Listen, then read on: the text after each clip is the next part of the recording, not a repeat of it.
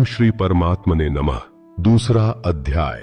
संजय बोले कि पूर्वोक्त प्रकार से करुणा करके व्याप्त और आंसुओं से पूर्ण तथा व्याकुल नेत्रों वाले शोकयुक्त उस अर्जुन के प्रति भगवान मधुसूदन ने यह वचन कहा, हे अर्जुन, तुमको इस विषम स्थल में यह अज्ञान किस हेतु से प्रास हुआ? क्योंकि यह न तो श्रेष्ठ पुरुषों से आचरण किया गया है, न स्वर्ग को देने वाला है, न कीर्ति को करने वाला है। इसलिए हे अर्जुन, नपुंसकता को मत प्राप्त हो, यह तेरे योग्य नहीं है। हे परंतप, तुच्छ हृदय की दुर्बलता को त्याग कर युद्ध के लिए खड़ा हो। तब अर्जुन बोले कि हे मधुसूदन, मैं रणभूमि में भीष्म पितामह और द्रोणाचार्य के प्रति किस प्रकार बाणों से युद्ध करूंगा? क्योंकि हे अरिसूदन, वे दोनों ही पूजनीय हैं। इसलिए इन महानुभाव गुरुजनों को न मारकर इस लोक में भिक्षा का अन्न भी भोगना कल्याणकारक समझता हूं। क्योंकि गुरुजनों को मारकर भी इस लोक में रुधिर से सने हुए अर्थ और कामरूप भोगों को ही तो भोगूंगा। और हम लोग यह भी नहीं जानते कि हमारे लिए क्या करना श्रेष्ठ है, अथवा यह भी नहीं जानते कि हम जीतेंगे या हमको वे जीतेंगे। और जिनको मारकर हम जीना भी नहीं चाहते, वे ही धृतराष्ट्र के पुत्र हमारे सामने खड़े हैं। इसलिए कायरता रूप दोष करके उपहत हुए स्वभाव वाला और धर्म के विषय में मोहित चित्त हुआ, मैं आपसे पूछता हूं, जो कुछ निश्चय किया हुआ कल्याणकारक साधन हो, वह मेरे लिए कहिए। क्योंकि मैं आपका शिष्य हूं, इसलिए आपके शरण हुए मेरे को शिक्षा दीजिए। क्योंकि भूमि में निष्कंटक धन धान्य संपन्न राज्य को और देवताओं के स्वामी पने को प्राप्त होकर भी मैं उस उपाय को नहीं देखता हूं जो कि इंद्रियों के सुखाने वाले शोक को दूर कर सके। संजय बोले, हे राजन, निद्रा को जीतने वाले अर्जुन अंतयांग श्री कृष्ण महाराज के प्रति इस प्रकार कहकर फिर श्री गोविंद भगवान में युद्ध नहीं करूंगा, ऐसे स्पष्ट कहकर चुप हो गए। उसके उपरांत हे भरतवंशी धृतराष्ट्र, अंतर्यामी श्री कृष्ण महाराज ने दोनों सेनाओं के बीच में उस शोकयुक्त अर्जुन को हंसते हुए से यह वचन कहे, हे अर्जुन, तू न शोक करने योग्यों के लिए शोक करता है और पंडितों के से वचनों को कहता है, परंतु पंडित जन जिनके प्राण चले गए हैं उनके लिए और जिनके प्राण नहीं गए हैं उनके लिए भी शोक नहीं करते हैं। क्योंकि आत्मा नित्य है, इसलिए शोक करना अयुक्त है। वास्तव में न तो ऐसा ही है कि मैं किसी काल में नहीं था अथवा ये राजा लोग नहीं थे, और न ऐसा ही है कि इससे आगे हम सब नहीं रहेंगे। किंतु जैसे जीवात्मा की इस देह में कुमार, युवा और वृद्धावस्था होती है, वैसे ही अन्य शरीर की प्राप्ति होती है। उस विषय में धीर पुरुष नहीं मोहित होता है, अर्थात जैसे कुमार, युवा और जरावस्था रूप स्थूल शरीर का विकार अज्ञान से आत्मा में भासता है, वैसे ही एक शरीर से दूसरे शरीर को प्राप्त होना रूप सूक्ष्म शरीर का विकार भी अज्ञान से ही आत्मा में भासता है। इसलिए तत्व को जानने वाला धीर पुरुष इस विषय में नहीं मोहित होता है। हे कुंती पुत्र, सर्दी गर्मी और सुख दुख को देने वाले इंद्रिय और विषयों के संयोग तो क्षण भंगुर और अनित्य हैं। इसलिए हे भरतवंशी अर्जुन, उनको तू सहन कर। क्योंकि हे पुरुष श्रेष्ठ, दुख सुख को समान समझने वाले जिस धीर पुरुष को ये इंद्रियों के विषय व्याकुल नहीं कर सकते, वह मोक्ष के लिए योग्य होता है। और हे अर्जुन, असत वस्तु का अस्तित्व नहीं है और सत का अभाव नहीं है। इस प्रकार इन दोनों का तत्वज्ञानी पुरुषों द्वारा देखा गया है। इस न्याय के अनुसार नाश रहित तो उसको जान कि जिससे यह संपूर्ण जगत व्याप्त है, क्योंकि इस अविनाशी का विनाश करने को कोई भी समर्थ नहीं है। इस नाश रहित अप्रमेय नित्य स्वरूप जीवात्मा के ये सब शरीर नाशवान कहे गए हैं। इसलिए हे भरतवंशी अर्जुन, तू युद्ध कर। जो इस आत्मा को मारने वाला समझता है तथा जो इसको मां मानता है, वे दोनों ही नहीं जानते, क्योंकि यह आत्मा न मारता है और न मारा जाता है। यह आत्मा किसी काल में भी न जन्मता है और न मरता है, अथवा न यह आत्मा होकर के फिर होने वाला है, क्योंकि यह अजन्मा, नित्य, शाश्वत और पुरातन है। शरीर के नाश होने पर भी यह नाश नहीं होता है। हे पृथापुत्र अर्जुन, जो पुरुष इस आत्मा को नाश रहित, नित्य, अजन्मा और अव्यय जानता है, वह पुरुष कैसे किसको मरवाता है और कैसे किसको मारता है। और यदि तू कहे कि मैं तो शरीरों के वियोग का शोक करता हूं, तो यह भी उचित नहीं है, क्योंकि जैसे मनुष्य पुराने वस्त्रों को त्याग कर दूसरे नए वस्त्रों को ग्रहण करता है, वैसे ही जीवात्मा पुराने शरीरों को त्याग कर दूसरे नए शरीरों को प्राप्त होता है।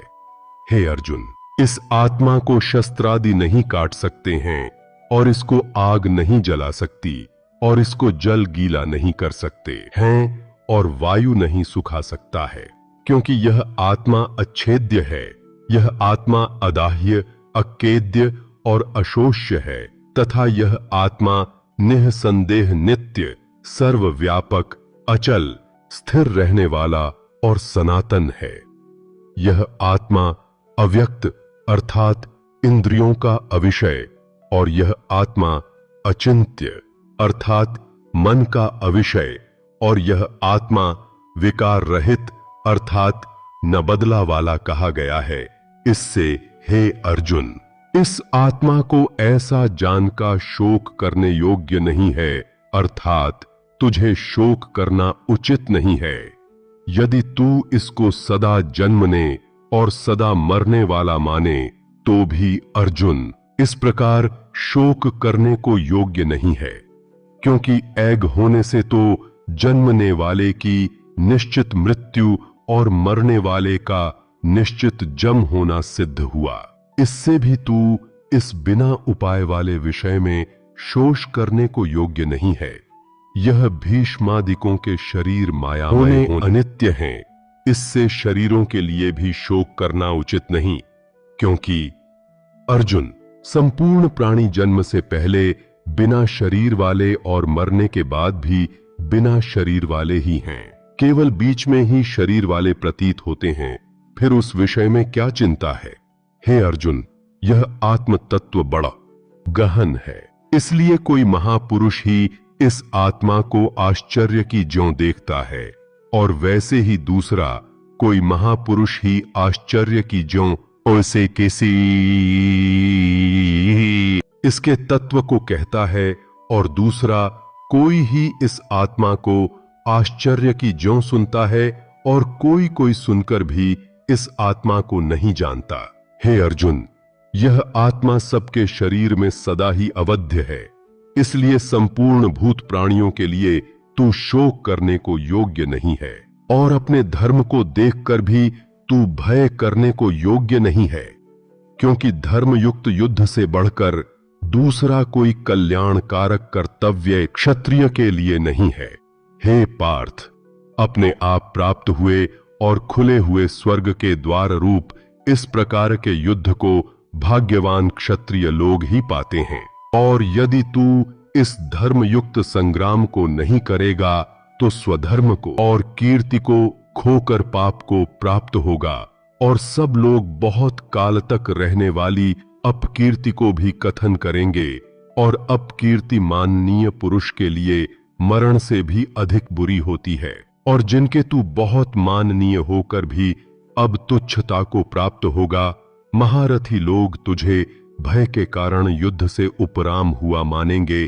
तेरे वैरी लोग तेरे सामर्थ्य की निंदा करते हुए बहुत से न कहने योग वचनों को कहेंगे, फिर उससे अधिक दुहक क्या होगा। इससे युर करना तेरे लिए सब प्रकार से अच्छा है, क्योंकि या तो मरकर स्वर्ग प्राप्त होगा अथवा जीतकर पृथ्वी को भोगेगा। इससे हे अर्जुन, युद्धों के लिए निश्चय वाला होकर खड़ा हो। यदि तुझे स्वर्ग तथा राज्य की इच्छा न हो, तो भी सुख दुख, लाभ हानि और जय पराजय को समान समझकर उसके उपरांत युद्ध के लिए तैयार हो। इस प्रकार युद्ध करने से तू पाप को प्राप्त नहीं होगा। हे पार्थ, यह बुद्धि तेरे लिए ज्ञान योग के विषय में कही गई और इसी को अब निष्काम कर्म योग के विषय में सुन। जिस बुद्धि से युक्त हुआ तू कर्मों के बंधन को अच्छी तरह से नाश करेगा।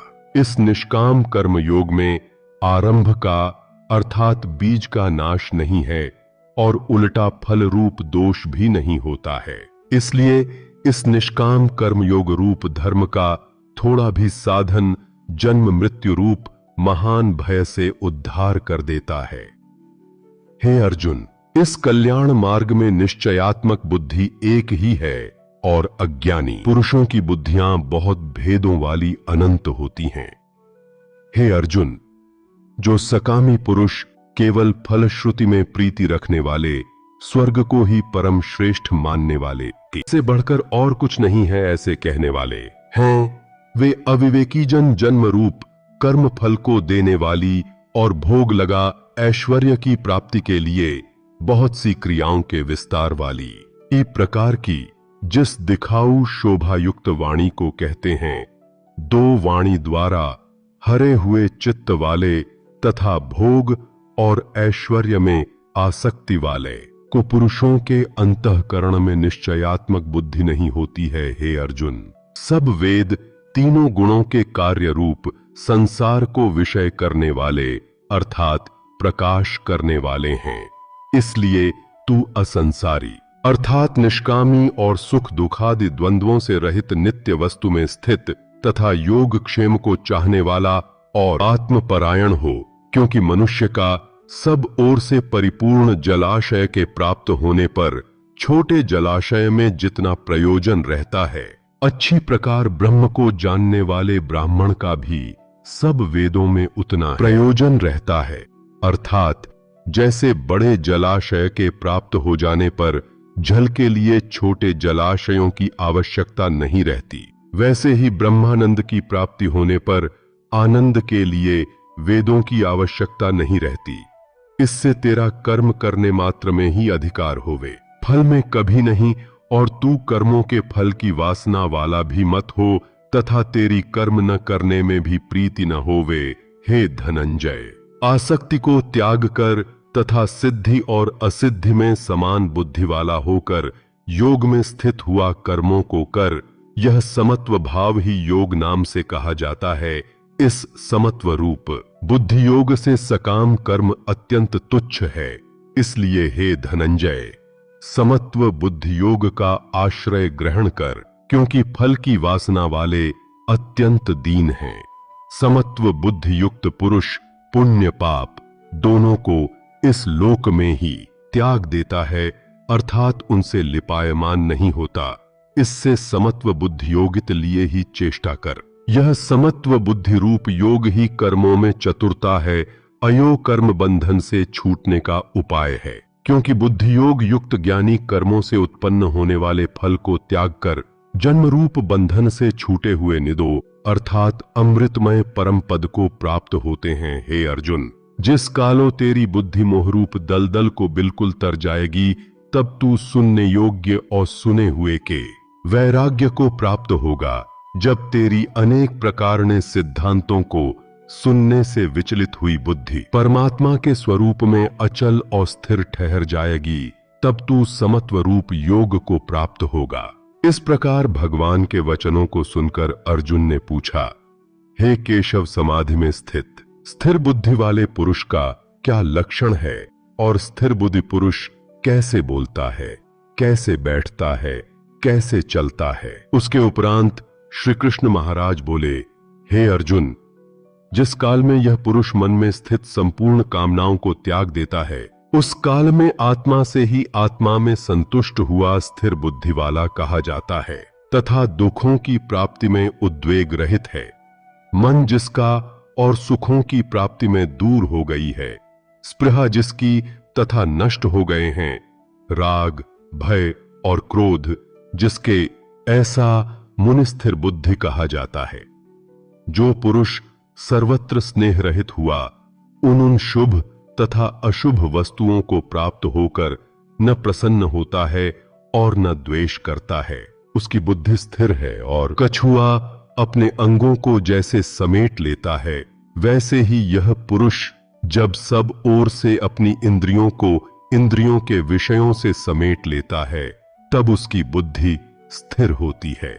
यद्यपि इंद्रियों के द्वारा विषयों को न ग्रहण करने वाले पुरुष के भी केवल विषय तो निवृत्त हो जाते हैं, परंतु राग नहीं निवृत्त होता, और इस पुरुष का तो राग भी परमात्मा को साक्षात्कार निवृत्त हो जाता है। और हे अर्जुन, जिससे कि यत्न करते बुद्धिमान पुरुष के भी मन को यह प्रमथन स्वभाव वाली इन्हीं बलात् हर लेती हैं। इसलिए मनुष्य को चाहिए कि उन समा इंद्रियों को वश में करके समाहित चित्त हुआ मेरे परायण स्थित होते, क्योंकि जिस पुरुष के इंद्रियां वश में होती हैं, उसकी ही बुद्धि सिख होती है। हे अर्जुन, मन सहित इंद्रियों को वश में करके मेरे परायण न होनेओं मन के द्वारा विषयों का चिंतन होता है, और विषयों को चिंतन करने वाल पुरुष की उन विषयों में आसक्ति हो जाती है, और आसक्ति से उन विषयों कामना उत्पन्न होती है,